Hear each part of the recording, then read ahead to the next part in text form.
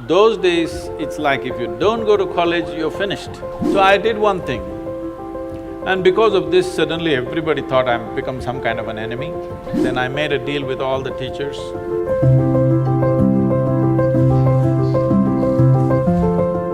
Also, speaking of schooling and parents and careers, right now, we're in an age where there's so many different offbeat careers coming up. As YouTubers, we get this question all the time.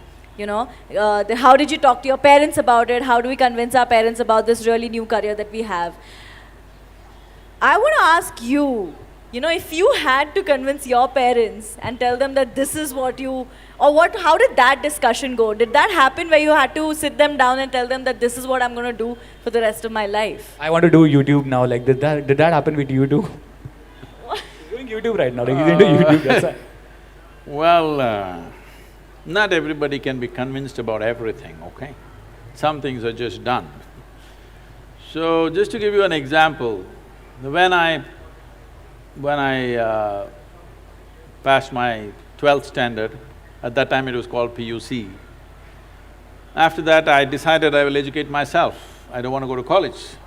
This is a family where everybody is educated, not going to college is like sacrilege. At least today there is a little more flexibility. Those days, it's like if you don't go to college, you're finished. Because now probably if you don't go to college, you may lose your lifestyle, but you won't lose your life. That was a generation, if you don't go to college, you lost your life, you're on the street, that's about it. So they were terrified of this. My father being a physician, he was just freaked about it. He is a very studious man, all his life, first, second, third in everything that he has done. So he couldn't believe this, that I want to educate myself. So I did one thing, and because of this, suddenly everybody thought I'm become some kind of an enemy, and they were not even talking to me properly. I did one thing. I was just to tell you, I was such a big eater. I would eat 10 times, more, at least 10 times of what I eat today. But I never was putting on weight or anything because my level of physical activity was such. I could just run up a coconut tree, I was made like that. So I was every day cycling about 50, 60 kilometers, swimming in the Kaveri and going back like this, so eating this. I decided to go to the Mysore University library. Every day when they open at 9, I went, 8 in the evening they close. That entire time, I sat there, read all kinds of stuff, from Homer to popular mechanics, to National Geographic, to literature, to geography, this, that, whatever. Whatever came my way, every day for 1 year, I read like this, just all kinds of things. But the most important thing for me was, though I was such a huge eater at that time, this 1 year I went without a meal. Morning I ate as much as I could, breakfast at home, and I went there and sat there the entire day without a meal, which was a huge achievement for me, because without food I could stay. This kind of expanded my way of looking at life, but family drama started, my mother started crying when the next academic year comes, go to college, go to college, go to college. Then I said, if I must go to college, I'll go for literature. My father said, what will you do reading poetry? You must become a doctor. He has seat ready for me in the medical college, everything. I said, no. Then they said, okay, at least do engineering. Then I said, see, Please do engineering. if I say I don't want to be a doctor, if you told me become a veterinary doctor, Ayurvedic doctor, at least a witch doctor, I would look at it.